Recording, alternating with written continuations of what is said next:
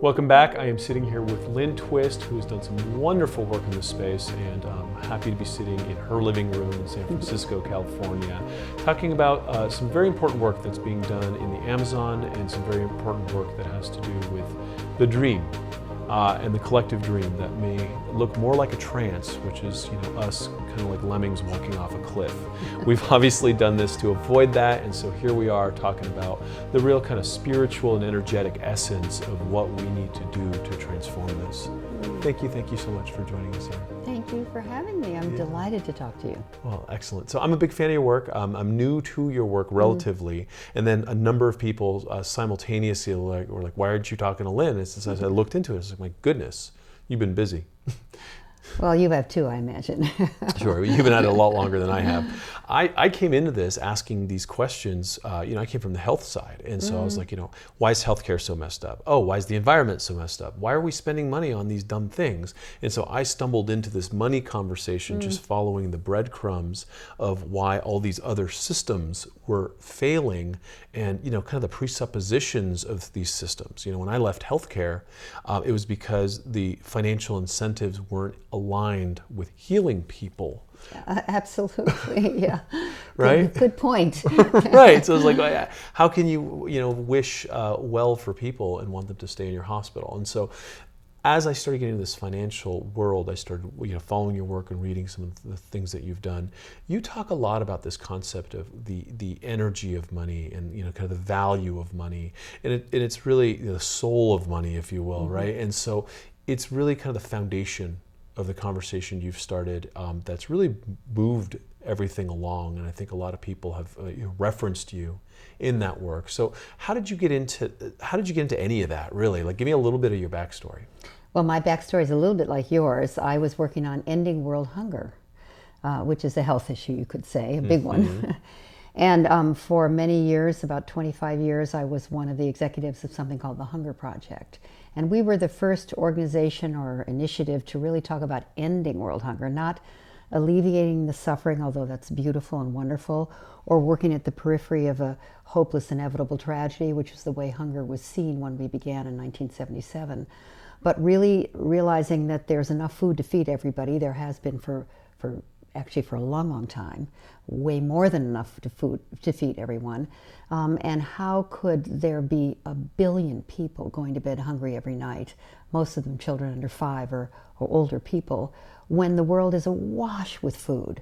And we began to look at it as an integrity issue rather than a distribution issue. Like, what is it about our relationship with one another that we would allow 1 billion of us to starve to death or go hungry every night, especially children?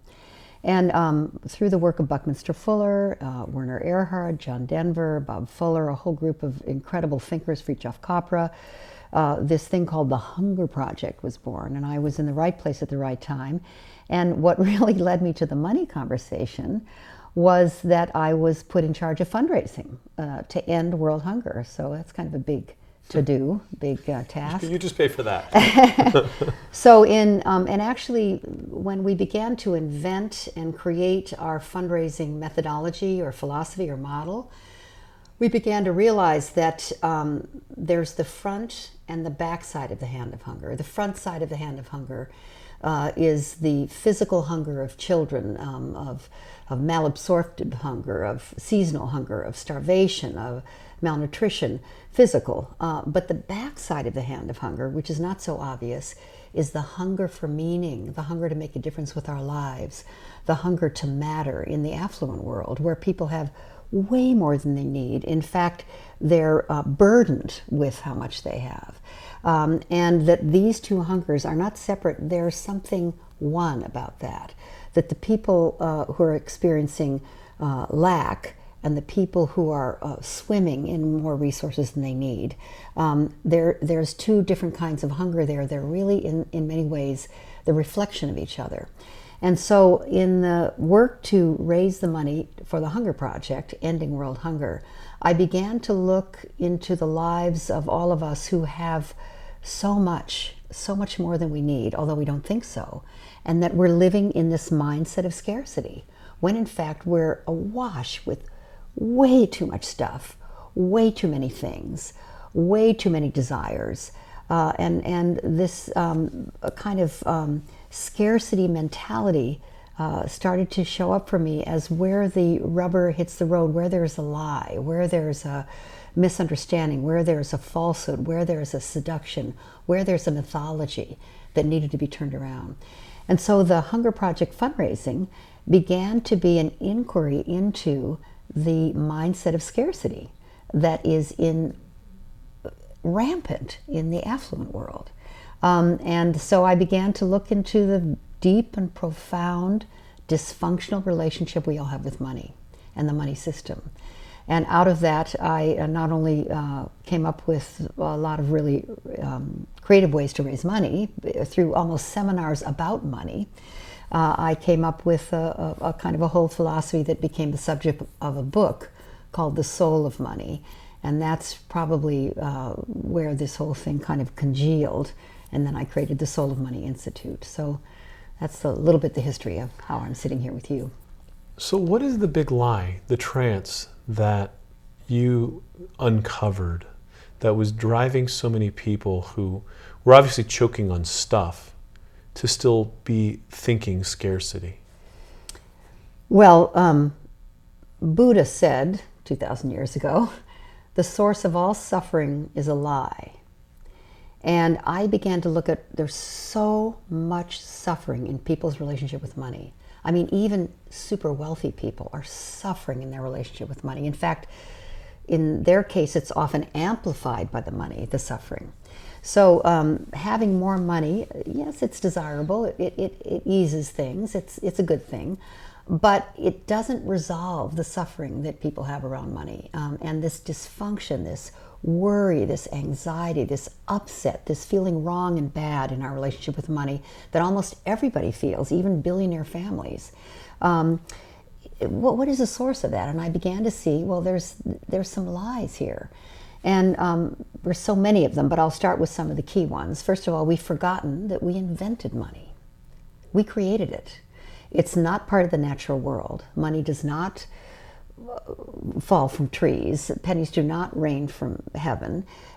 We invented that stuff, and we invented it for the purpose of facilitating the sharing of goods and resources so everyone could have what they wanted and needed, not just what they wanted, but really what they needed. And that's about 4,500 years ago, money historians say, that we invented money. And the original purpose of money was to make it easier for us to make sure everybody was taken care of. Because we were originally in a sort of gift barter economy, and if you were the cobbler and I was the pig farmer and I wanted to have my shoes fixed, I would hope that you wanted a pig. But if you didn't want one, then what was I to do? Maybe give a pig to the corn farmer who would give me corn, who would give corn to you so you would fix my shoes, etc. So it got really, really complicated, and we invented money to make all of that much easier. But then banking and interest and derivatives and all this stuff that's taken place over those thousands of years have made it so complicated that now, rather than money being that which ensures that everybody's well taken care of, we actually have flipped it, and everybody's doing what they are doing for the purpose of having more money, rather than money easing everyone's life. And so the first lie is that we've forgotten we invented it, and we're at the effect of our own creation. Mm-hmm. And we've made money, another lie, more important than human life. Really, not just the criminals, not people who will kill for money, but all of us. We behave as if money's more important than human life. We won't speak to a mother or a father over a money issue. We won't talk to a friend for years over a money issue. We'll divorce, do custody suits over money issues, do things that are incomprehensible for the purpose of money, when in fact it shows that we've made it more important than our relationships with one another. And we've made it more important than the natural world. We've given it more power, more importance, more value than the natural world. We'll destroy rainforests for money. We'll pollute the water that we drink for money. We'll destroy the the natural world for future generations for money, and it's even sort of seen as legitimate still. And we'll sell our soul for money. We've made it more important than God or spirit. And those are all lies. No one really believes that money's more important than human life, than the natural world, than our relationship with God or spirit, but our behavior would say that it is. And we've become, we used to be citizens, now we're not, we're consumers. And a citizen is someone who takes responsibility for the well-being of the community, the state, the world. That's what the word citizen means. What the word consumer means is he or she who takes, diminishes, depletes, destroys. We call ourselves consumers. We relate to each other as consumers. It's an ugly word for a human being. So we've devolved our relationship with one another, with the natural world, with God and spirit, in service of this almighty thing called money. And none of us are comfortable with that. That's not who we are. So it's inconsistent with our humanity. And I'm calling that a lie. And then the central lie is that we have this belief in scarcity, which I call the lie of scarcity. Sort of an unconscious, unexamined assumption that there's not enough to go around, and somewhere, someone's always going to get left out. And you've got to make sure it's not someone you love, or I've got to make sure it's not me or somebody I love. So we accumulate way more than we need to make sure that we don't get left out, at the expense of people who do get left out. So the whole scarcity mythology, this mindset, this unconscious, unexamined mindset, there's not enough, more of everything is better, and that's just the way that it is, generates a kind of behavior that's so inconsistent with our humanity. And I call that the big lie, the lie of scarcity. It seems, I've been around multiple types of communities, and so, if you're around, kind of hippies or, new age people who are kind of more on the conscious side, they talk about, they've kind of bit into the money is evil thing, but they repel money in a lot of ways. And they say they don't care about money, but the bills keep showing up because they're still consumers, if you will, of goods and services. And so, I see most of these people being stressed about money all the time. Absolutely. Yeah. Right? And then on the other side, you see sociopaths who go for the money and make it all about the money, who tend to control. So this lie seems to have also created like a chasm in our culture where, we don't know how to reconcile it. Like good people, feel like the lust of money is evil, yet we live in a system that requires it. Yeah. I mean, it's such a conundrum because we do need money. I mean, nothing's wrong with money. Money's great. Money's innocent, really. It's a current. That's why it's called a currency. It runs through everything, just like water. Actually, a wonderful woman that I met in Harlem really taught me, a very, what you and I would call poor woman, told me, she said, money's just like water. It flows through every life. For some people, it's just a little trickle. For other people, it's a rushing river and it floods their life. But it's our responsibility, all of us, to know that money doesn't belong to us. It keeps moving around. Our job is to keep it moving where it can do the most good for the most folks. Use it for ourselves, but then pass it on. And she really, really taught me something. She said, she said money is a carrier, and it can carry illness and sickness just like water, or it can purify and cleanse and make things grow. And it's the way we pass it on, and to whom we pass it on, and the way we acquire it, and the way we use it, that keeps money pure and making things grow and nourishing. But when we hold it or hoard it, just like water, it becomes stagnant or toxic and makes us sick. It really does. And you see that when you see people just so tightly holding on to money, so fearfully holding on to money, as if it is their own survival, when in fact, if you know who you are and what your gifts are, and you give those gifts to the world, you deserve to be compensated for that financially and to live a life that's whole and complete, and where compensation is part of the deal. But when we get completely crazed and greedy and and acquisition being our main focus, we lose our way, actually, really lose our way, lose our soul. So money is necessary and it's innocent. It's how we relate to it where the illness is, where the scarcity mentality is, where the fear is, where the anxiety is, where the suffering is. You use this word, so one of the ways I came to your work was a mutual friend, Claire, over at Evolving Wisdom, said, you really need to look at the work of Lynn. She's got a course called True Prosperity. And I said, well, our film is called Prosperity. She's like, well, let's talk about that, right? Because, for me, prosperity is also time with my kids. It's walking the dogs in nature. It's all the things that I hold near and dear. That money can, help pay for the time away from things, but that definition shifts for every person. So when you talk about true prosperity, what is that? Well, I'll equate it to another word that we often get confused about. So I think prosperity we get confused about. Also this word wealth. The etymology of the word wealth is well-being. Well-being. That's true wealth. And what I often like to cite is the well of being, which is infinite. That's in every life, that's in every soul. And that's really when we're prospering. When you're with your children, your little ones, you are dipping into the well of being with these little people that you love so, so, so much. Or when you're outdoors taking a hike and it's just a glorious sunset, you're tapping into the well of being that is the natural world. And prosperity, what makes us prosper is not necessarily money.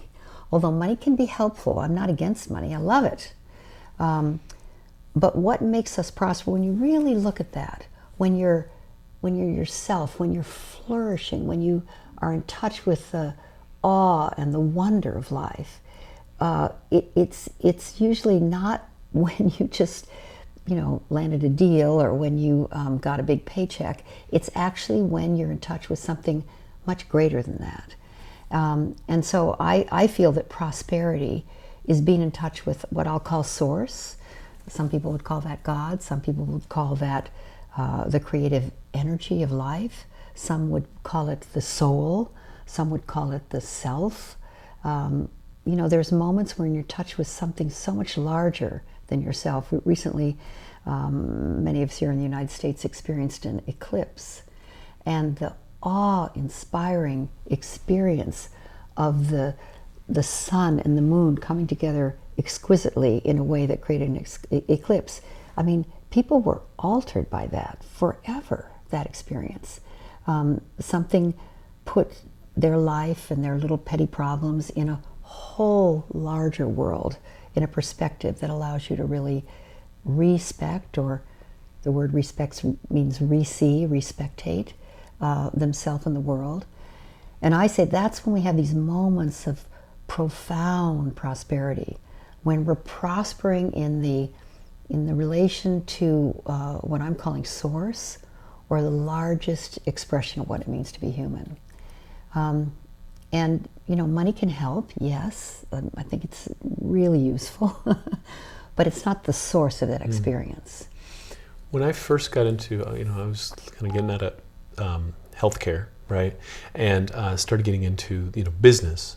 I started learning about advertising, and the way advertising works is to find that place inside of you that is not necessarily whole and well, and then put this solution, a market-driven solution in front of you and say, you don't feel so great, but if you wear the perfume that's endorsed by so-and-so, man, are you going to be better, right? Yeah, right. And it's this thing where it's like, this mass consumption mentality that pulls you out. That sunset is different medicine, right? And so, I think there's been a little bit of noise in the channel, and people are forgetting where their soul is actually nourished. And then, sure, money's great. It pays for food. It pays for all kinds of things, right? But that little pivot there of really understanding what that nourishment of the soul is, and what you're talking about there, the awe of these kind of cosmic events. I mean, that's where we come from, right? Another way I talk about prosperity and wealth is through generosity and gratitude. Because when you really think about when you're able to serve another human being, or make a difference in someone's life or make a difference in the world, that's a true, what I'll call high, a real high. When you're able to share what you have and it really makes a difference to someone, that's an experience of prosperity. Prosperity, I believe, comes from generosity, not from accumulation. Prosperity comes from giving rather than receiving. Prosperity comes from the capacity to make something happen for another person. That's an experience of true prosperity. And we sometimes think prosperity comes from gathering stuff for yourself, but no, it comes from giving something away, giving love, giving money even. So I think prosperity also is very much related to generosity. That word comes from generate. It's a generative act to be generous. And it's being in touch with, once again, what I call source. So someone who's listening to this and says, that sounds all fine and dandy, but my bills are due and I'm suffering and, I lost my job and, I've got nothing to give. What's your answer to that? Like, where does one call forth? Because when you're saying generate, there's something really, implicit in there that's beautiful, because it's generating from some place within that then basically taps us into the energy of what you're talking about. Well, I have people who come to me who have, this one woman I'm thinking of who had $150,000 in credit card debt. She was almost like physically hunched over. She almost couldn't sit up straight. She was so burdened that it had taken residence in her physicality, really. And she was divorced. She had a couple kids in college. She was, in horrible debt. She had lost her job. She was it was kind of as bad as it can get. And her mother was in some sort of a home that she couldn't pay for, etc. It was as bleak as you can possibly imagine. And, I did not have a financial solution for her problem. I didn't have one. But I had you could say an ontological solution for her problem, or an ontological pathway. And I told her for the next 7 days to take a stand, to make a difference with every interaction she had, in every situation she was in, to the best of her ability. In other words, to contribute in some way her love, her appreciation to the person at the grocery store who checked her out. Say something about their hair, or how efficiently they packed the bags, or to thank them for being there every day for her. To thank the cab driver, or the bus driver, or the friend next door, ask can I help you clean out your garage? To be of service, to be in gratitude, to appreciate, to acknowledge, to celebrate in every way she possibly can, even strangers walking down the street. Oh, I love your dog. I see you walking every day. I've never told you what a sweet dog you have, like that. And I said, do that for 7 days, because I didn't tell her why, but I said yes. She thinks you're crazy. She's like, yo, I got 150 grand of debt. Yeah. You're telling me to be nice? Yeah. So she did this to the best of her ability. She was a pretty depressed character. She came back, it was a Monday. She came back on the Monday, and she was really, I'm not kidding, a different person. And here's what had happened, and this was the purpose of that exercise. She had become her debt. She was her debt, physically, emotionally, spiritually. When she came back, she was a whole and complete human being who had a debt. She was whole and complete, and she had debt. So then there was someone I could work with to draw down the debt. But when she came the first Monday that I saw her, she was the debt. It was all conflated. It was collapsed. It was all one. There was no her there, if I can put it that way.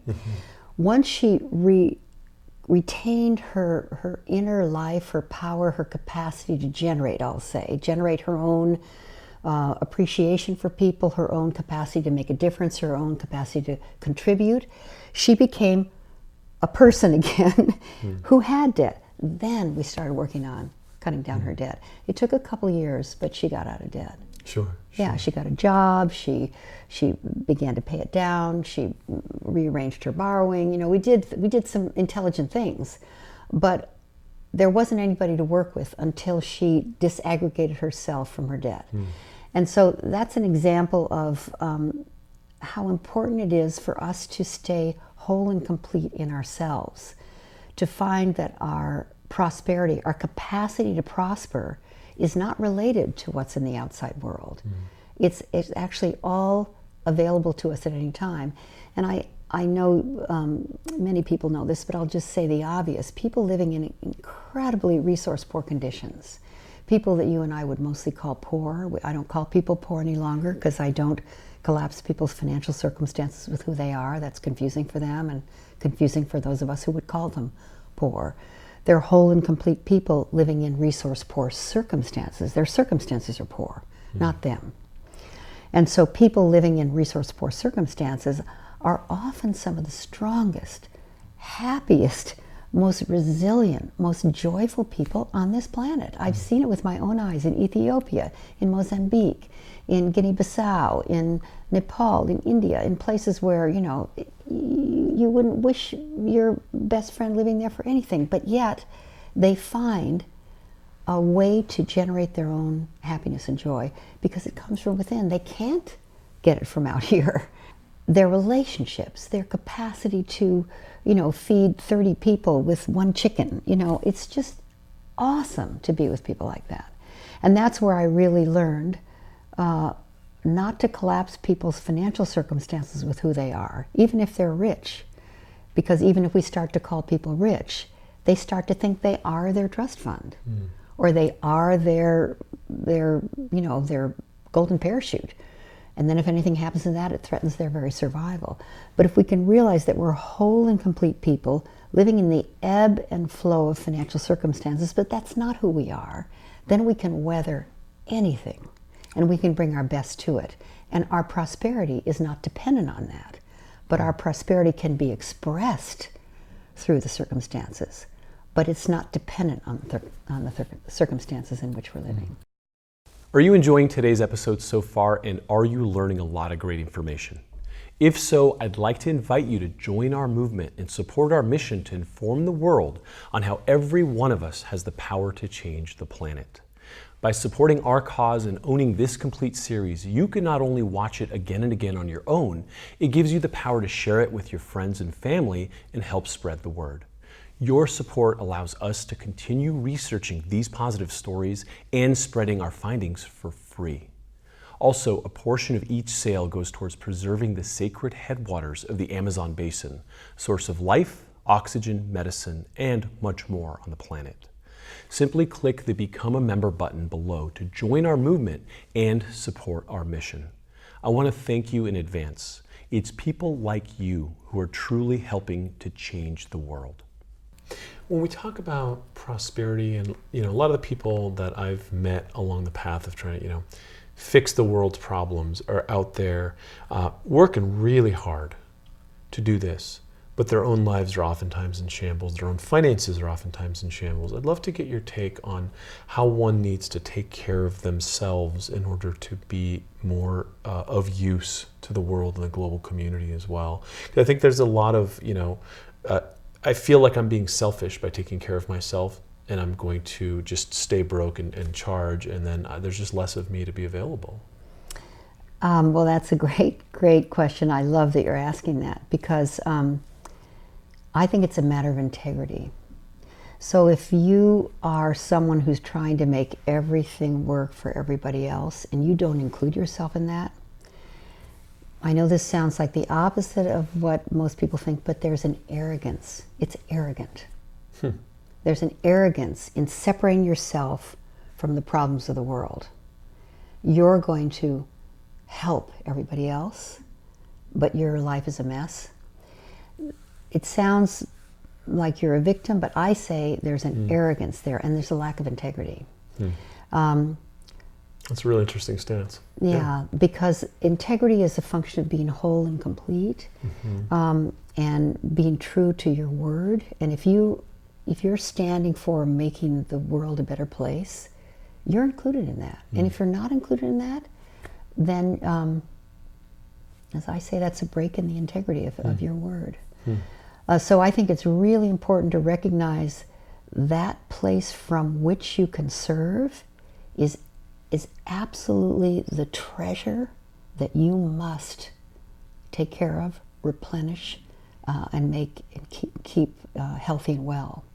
And you know, I've been on the other side of this issue. I once was asked to be on the cover of a magazine called Balance, a women's magazine. And when they called me and asked me for the interview, I said, "You've got the wrong person. I don't believe in balance. I can't even imagine living a balanced life. I'm all in all the time, 1,000%, but I wouldn't call it balanced.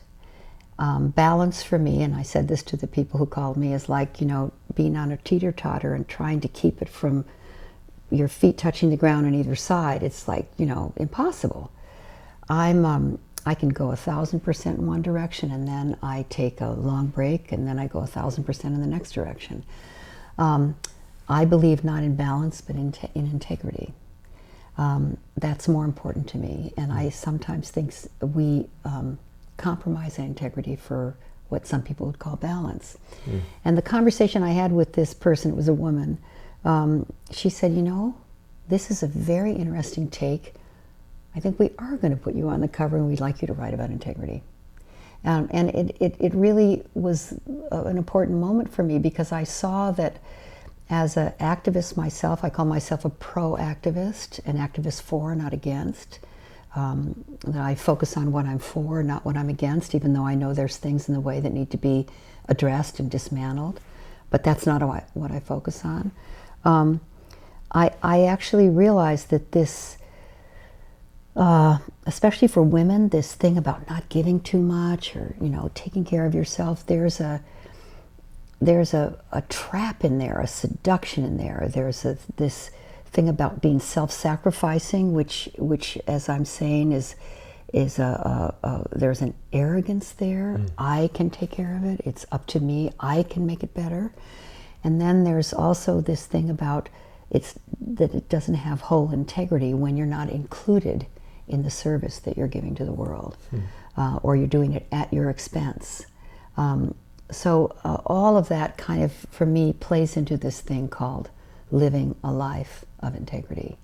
And sometimes that means taking the red eye, staying up all night, you know, going all the way to the finish line with something that has you be, you know, kind of at the end of your rope, but then making sure that you replenish, take care of yourself, get back the treasure, the heart, the source of your own well-being from which it all comes, your own prosperity, to make sure you're prospering. Otherwise, you're out of integrity with what you're saying you want for everybody else. It's a very interesting take on it, because, you know, the martyr could feel really good about themselves, but now the martyr is arrogant for separating themselves from humanity and being a part of the ecosystem at large. If you think about people like Martin Luther King and Mahatma Gandhi and Nelson Mandela, the people we really, really, really admire, they actually understood this thing I'm saying. They were absolute servants and continue to be. People like Jane Goodall that are still in this world. Mother Teresa, I had the chance to work with her. You know, she gave everything, but not her core. She took care of her core. So you maintain your core, and then like a sun, you could radiate out. Yeah. But if you lose your core, there's nothing to give. Right. Yeah. Exactly. And that's a big deal. Yeah. So you've been doing some very interesting work at the headwaters of the Amazon, which is really the source of all prosperity. So you were mentioning. You were mentioning that, you know, after the thaw of the last ice age, that's where life started to spawn and really help, you know, the biodiversity and kind of the genetic soup that is what we, you know, call medicine and life and all this. You're working on a very interesting project. I'd love for you to kind of just tease it out here a little bit, and let's talk about how people could get involved in something this special. Well, the Pachamama Alliance is the name of an organization that my husband Bill and I and a man named John Perkins founded 22 years ago, and It came to us out of a series of messages we received in different forms, including visions and dreams, messages that are a little bit mystical, but also ended up being quite important and powerful and practical, from the Achuar people deep in the Ecuadorian Amazon, in one of the most remote rainforests on Earth, right on the equator. And out of those requests for modern world people to come to them for what was essentially first contact, a partnership was born called the Pachamama Alliance. And Pachamama is a Quechua word that means the earth, the sky, the universe, and all time. And it's an alliance between the indigenous peoples of the sacred headwaters of the Amazon and conscious, committed people in the modern world like you, like the people watching this, for the sustainability of life itself. And these indigenous people, the Achuar, the Shuar, the Shiwiyar, the Zapra, the Waorani, the Andoans, the many beautiful tribes or indigenous groups that we get to work with, are very, very intact in their traditions. They live in a sufficient and bountiful rainforest that's untouched, that's pristine, that is roadless, but constantly under threat. And out of working with them over these years, we've discovered that where we were called is actually the heart of the vascular system of the climate system.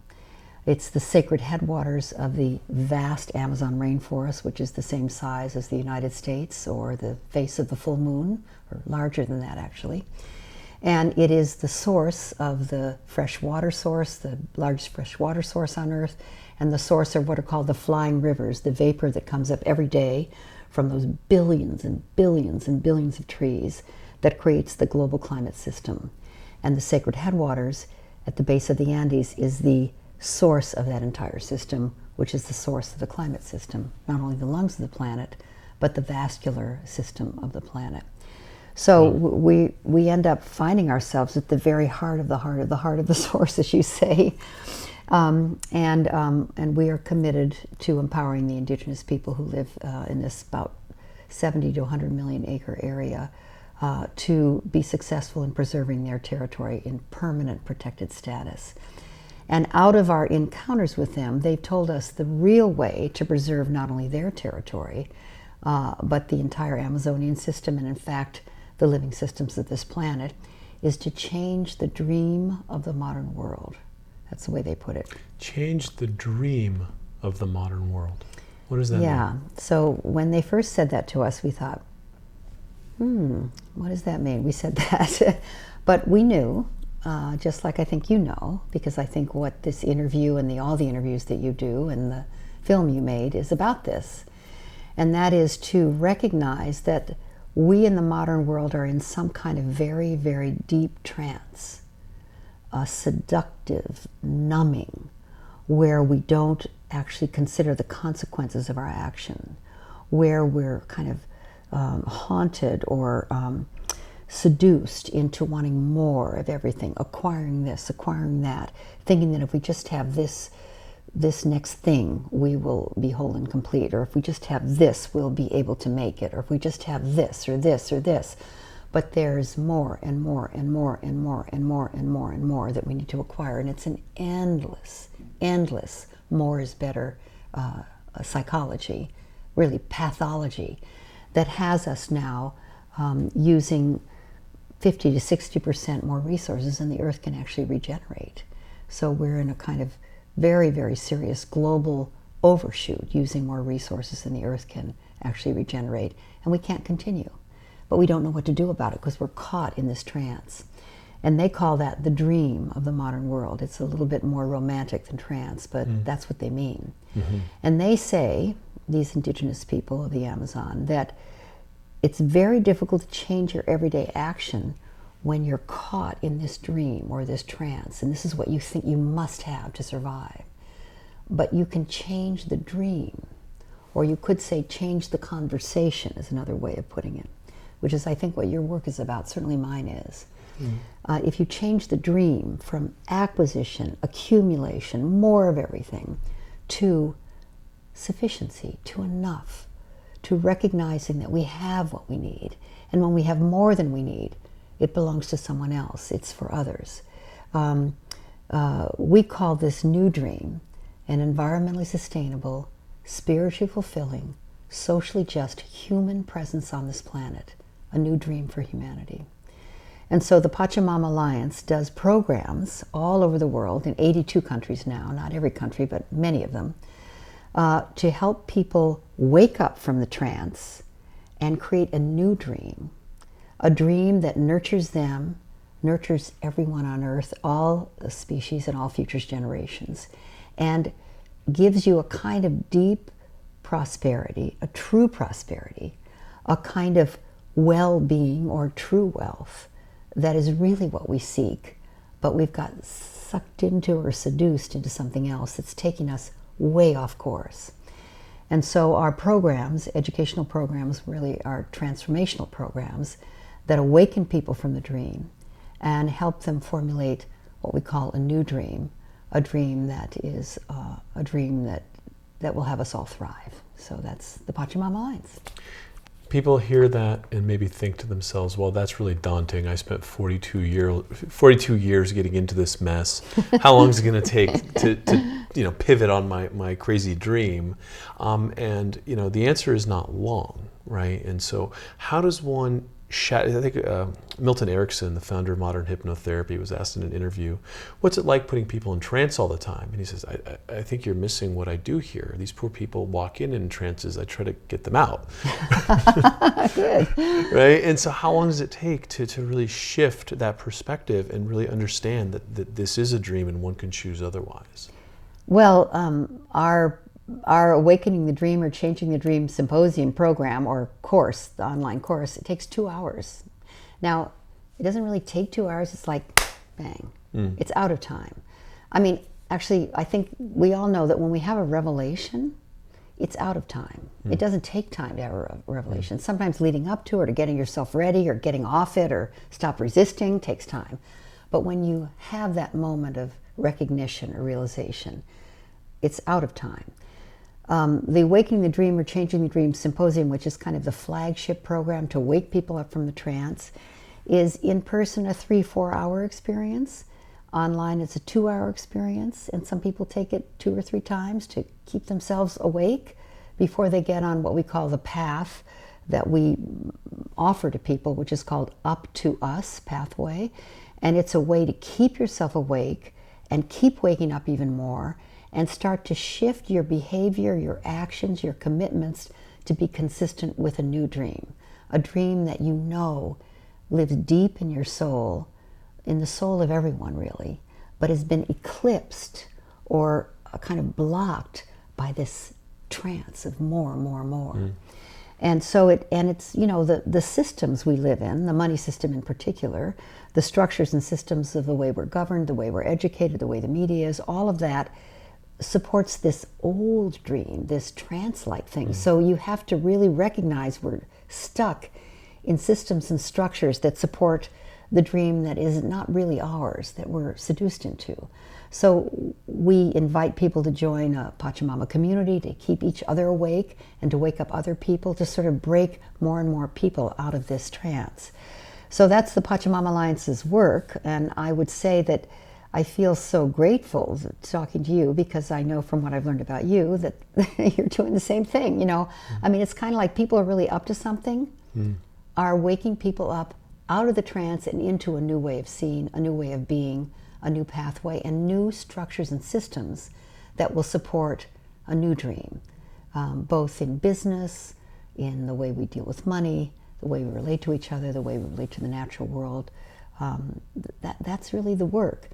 And another way of saying it is, I think the great work of our time is to hospice the death of the old structures, systems, and behaviors that no longer serve us.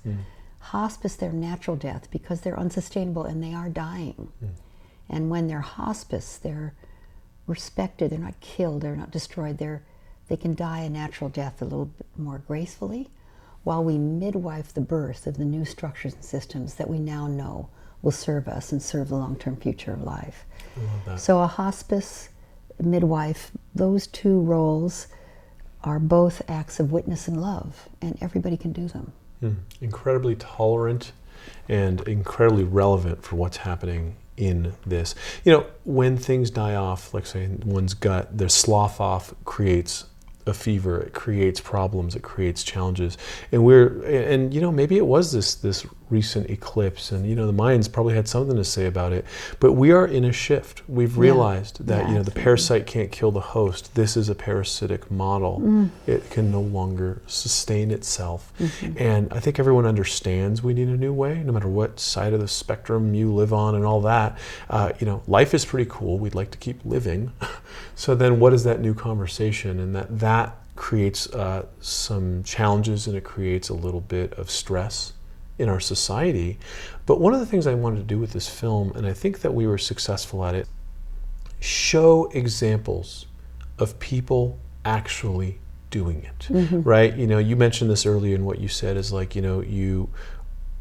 Mother Teresa actually said this at one point. She said, I won't go to an anti-war rally, but I will go to a pro-peace rally, right? And so just showing the goodness and showing the examples of the goodness, like what you guys are doing is making a difference, right? How can people come in and help with that? How can people understand that there's momentum in this midwifery that's happening, and it's already starting to show up all over the planet? Because that hope draws our energy out. Yeah, right. I agree completely. Well, I think it's really, really important to realize that we don't live in our lives, we don't live in our families, our communities, or in our world. We live in the conversation we have about our lives, the conversation we have about our family, the conversation we have about our community, the conversation we have about our world. And you can't necessarily change the circumstances of your life or your family or your world, but you can change the conversation you have about it. And that's actually where we live. We have absolute omnipotence over the conversation we have about our lives or about our world. And I've noticed this around the new administration in the United States. You can spend hours, days, months, weeks, your life complaining about it, being upset about it, being angry about it, if you're not for it, of course.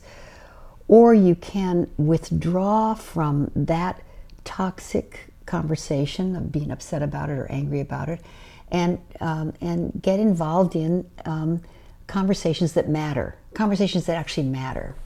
And that, I think, it has so much power.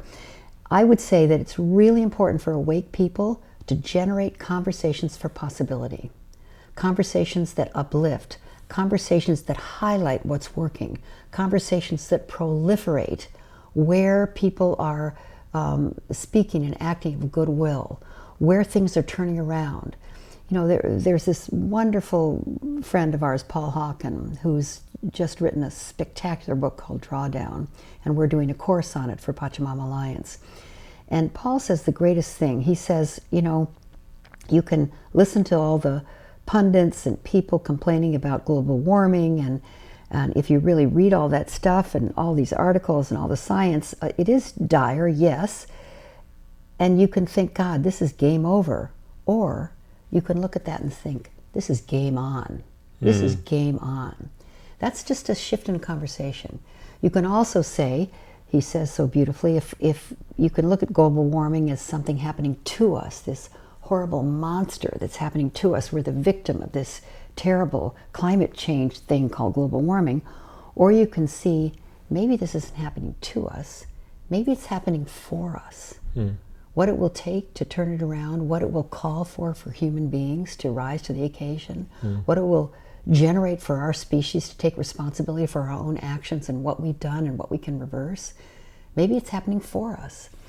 So those are two examples of shifting the conversation to inspire, to create possibility, to instill courage, to move from the head to the heart.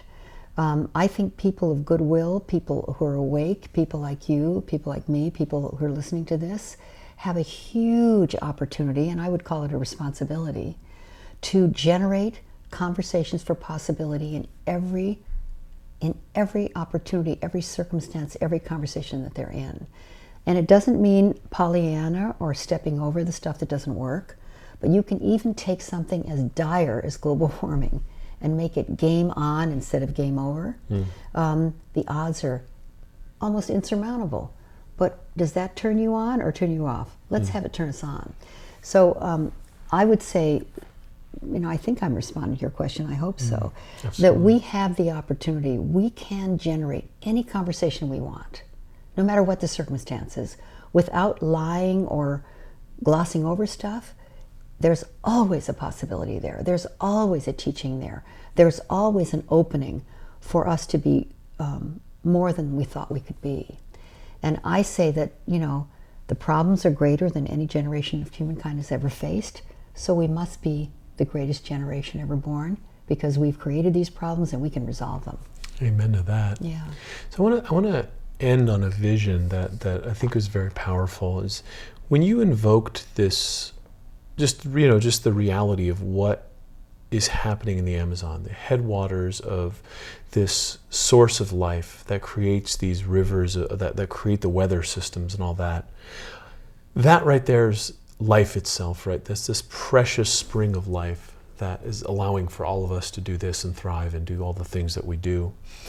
And I'd like our viewers right now to just close their eyes and find that headwater within their own heart, within their own being, and allow that to generate the weather system that draws you into the energy that we're talking to really tap into that energy of life and let that inspire your movements. I think it's a really powerful metaphor. I think it really ties in with everything we're trying to do here. And, that right there is true prosperity to me. And with that comes better decisions. With that comes conversations that shift everything. And that's all we really need, is to wake up to that. Yeah, I love that. I there's this really, I love that you're using that as a metaphor, really, because it is. It is a beautiful, beautiful metaphor that we find ourselves in a position to preserve the sacred headwaters of the source of life. I mean, my God, it's just incredible. We can't even believe it, kind of. But there's another metaphor from nature that I'd love to also end with, and that is that, and this is also in our programs at Pachamama Alliance, that there's a point in the evolution of a caterpillar when the caterpillar, this fuzzy brown little thing, eats hundreds of times its own weight, becomes an overconsumptive, kind of over chubby little critter. One caterpillar can devour a whole tree. And at that point, when the caterpillar is overconsumptive and kind of overdoing it, something happens in the cellular structure of the caterpillar where the imaginal cells, imagine, become very active. And their job inside of the caterpillar's body is to find each other and to cluster.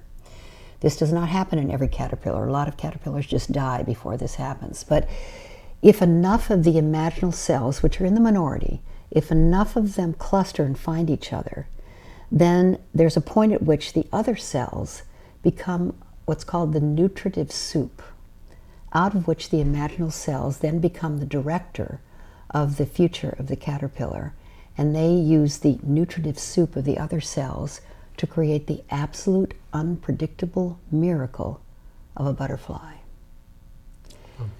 And I would say the people watching this interview, the people who follow you, who are the people who are watching your film, who are connected with you, hopefully people connecting with me, are the imaginal cells in our culture. We don't need to be in the majority. We need to find each other, cluster, support each other, and we can create the absolute unpredictable miracle transformation of the little brown fuzzy overconsumptive caterpillar becoming a butterfly. I think that's the role we have to play, and it's a joy to play it with you. I love that. Thank you so much. Thank you. I'm going to share links to the Pachamama Alliance. I highly recommend you check out this work, you get involved, get together with other imaginal cells. It's time. It's time. Thank you so much. Thank you. I'll see you in the next module. I invite you to join our movement and support our mission and help us bring prosperity to all. We're a small company that's committed to the truth and to helping humanity. And since we don't have the unlimited resources that big banks, big media, or big pharma have, we need to work together to educate and empower more people about what we can all do to better our lives and to better the world. When you support our mission by owning the complete series today, you allow us to continue to research, interview, expose, and share this knowledge with the world for free, just like we're doing now. If you've learned something, been inspired, want to watch it again, share it with a loved one, or just love how it feels to support a good cause, consider owning the Prosperity Roadmap today. Simply click the Become a Member button below to join our movement and support our mission. I want to thank you in advance. It's people like you who are truly helping change the world.